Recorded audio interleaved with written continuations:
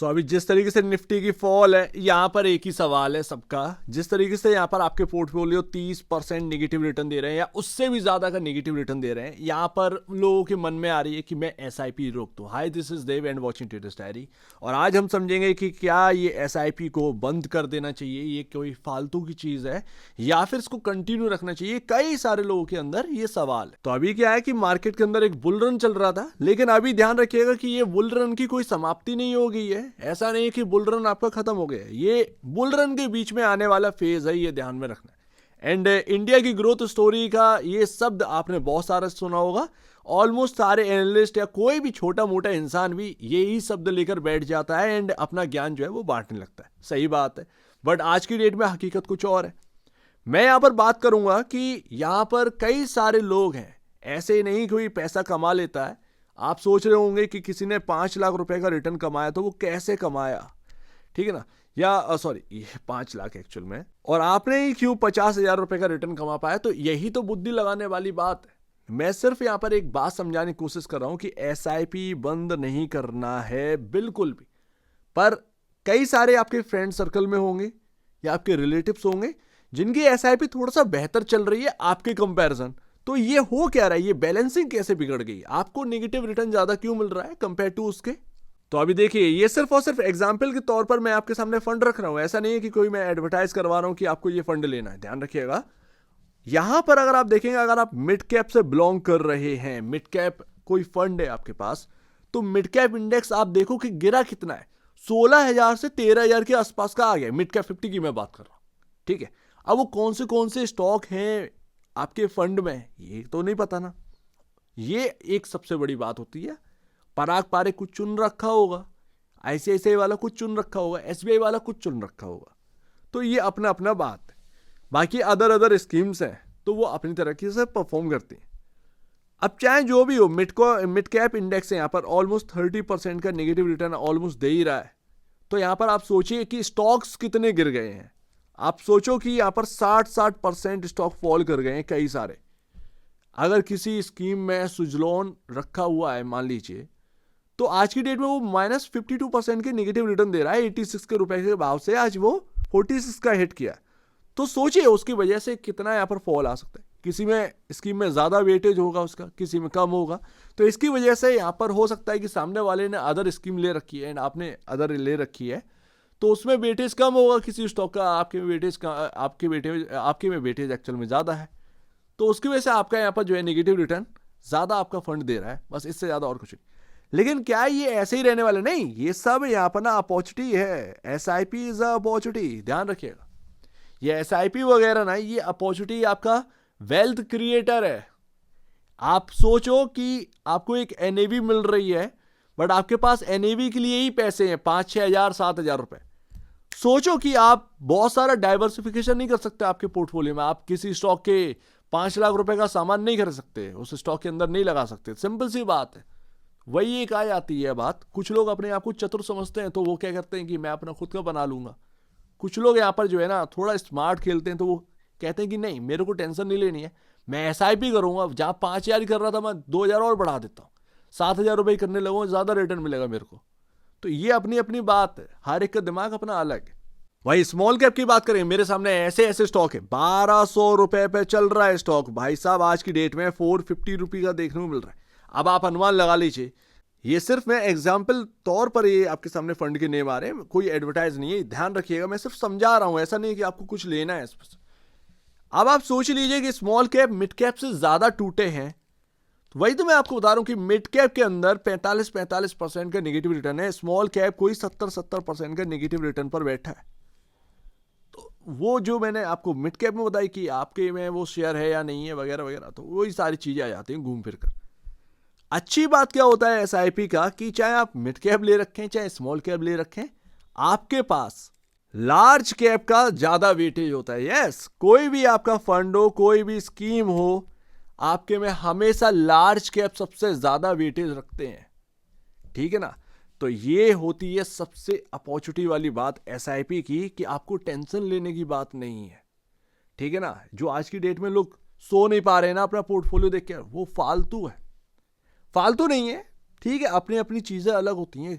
SIP से ज्यादा return stock देता है, लेकिन क्या आप उस स्टॉक तक पहुंच पा रहे हैं या नहीं पहुंच पा रहे?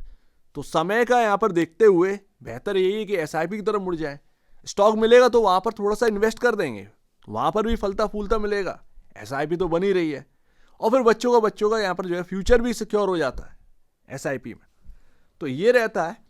बाकी फंड्स कोई भी आपके पास स्कीम है उसमें आपका लार्ज कैप का वेटेज रहता है, एंड दैट्स वाई जैसे ही मार्केट रिकवर होता है वो अच्छा खासा रिटर्न भी आपको देने लगता है। अब यहां पर लार्ज कैप की बात करें तो लार्ज कैप जो फंड्स हैं वो थोड़ा सा कम गिरे हुए देखने को मिलेंगे। आईटी अभी ऊपर था, अब आईटी भी टूट गया, तो लार्ज कैप अब जो है थोड़ा सा ज्यादा नेगेटिव रिटर्न देने लगे होंगे। आईटी संभाले हुए था अभी तक। तो वही मैं आपको बता रहा हूं कि लार्ज कैप वाला थोड़ा सा फंड जो है वो नेगेटिव रिटर्न कम दे रहा होगा, स्मॉल कैप ज्यादा दे रहा होगा, मिड कैप थोड़ा सा स्मॉल कैप से कम दे रहा होगा। ये चलता रहता है।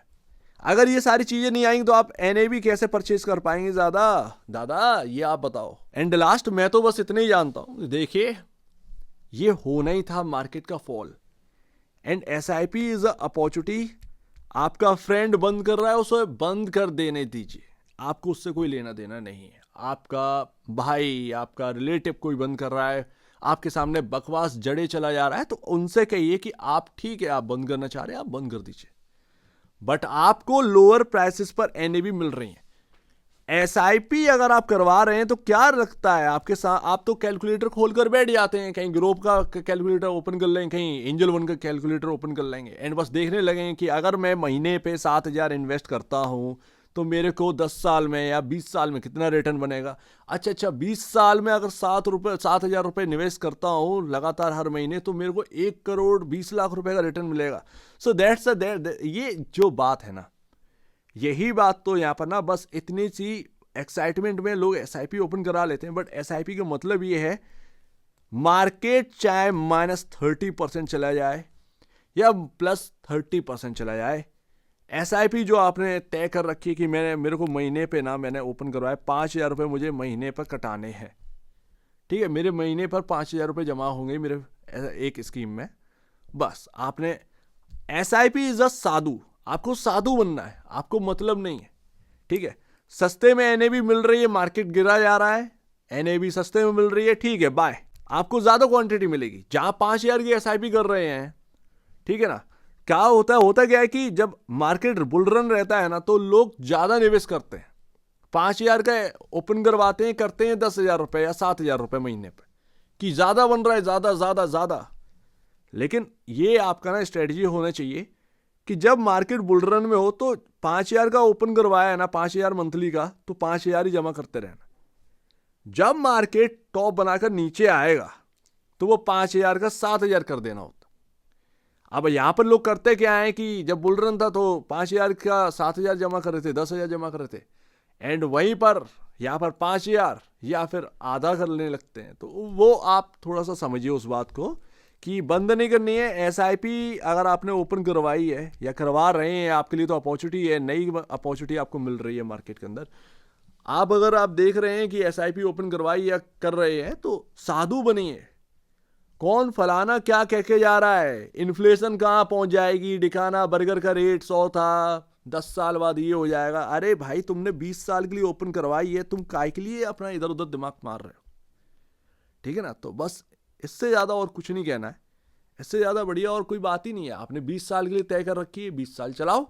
बीच में तुम पैसे वाले बन गए और तुम्हारी ताकत है कि नहीं ये 20 साल वाला मैं और थोड़ा सा खींचूंगा, तो 20 साल के बाद जब आप खींचेंगे ना तो महीने पे जो रिटर्न आप कमाएंगे, वो साल पर एक्चुअल में 20-21 साल पर जब रिटर्न कमाएंगे, एक साल जैसे जैसे आपकी बढ़ती जाएगी वो रिटर्न मिलेगा। आप कैलकुलेटर में करके देखिएगा किस तरीके से आपका रिटर्न बढ़ता चला जाता है। तो वही मैं आपको बता रहा हूँ, बीच बीच में मार्केट है, झटके लगेंगे, ये तो गेम है, it's a game, it's a part of game. बीच बीच में झटके नहीं लगेंगे तो आपको नीचे लेवल बाई करने के लिए कैसे मिलेगा, अपॉर्चुनिटी कैसे क्रिएट होगी। सो ये बात है, आपने 20 साल के लिए तय कर रखा है, 20 साल के लिए आप चलाइए, ठीक है ना। मार्केट ना खत्म नहीं होगा, ध्यान रखिएगा। बहुत सारे लोग खत्म हो गए इस सोच कर कि मार्केट खत्म हो जाएगा, बट आज तक मार्केट का कोई कुछ नहीं बिगाड़ पाया, वो चलता है। और हमारे यहाँ अपॉर्चुनिटी है, धीरे धीरे हम तरक्की की तरफ बढ़ेंगे, हमें काफ़ी डेवलपमेंट की तरफ बढ़ना है। बीच बीच में तो पॉज आएंगे ही, सीधी सी बात है, हम बिजनेस करते हैं, हमारे बीच बीच में भी पॉज आते हैं।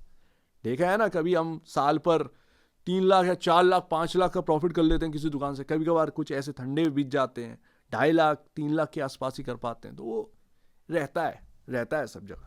सो उम्मीद है काफी कुछ आपको समझ में आया होगा। नहीं है SIP तो ओपन कराओ, दिस इज द अपॉर्चुनिटी, और किसी का सुनना नहीं है, तुमको खुद करना है, ठीक है ना। 4 लोगों की बात सुनोगे तो 4 लोग 4 तरीके की बात बताएंगे, एंड उनको घंटा नहीं पता कि है क्या बात। इतनी सी बात है, समझो इस बात को और करो अपने मन की, सिंपल सी बात। तो आप दीजिए मुझे वीडियो देखने बहुत धन्यवाद दोस्तों।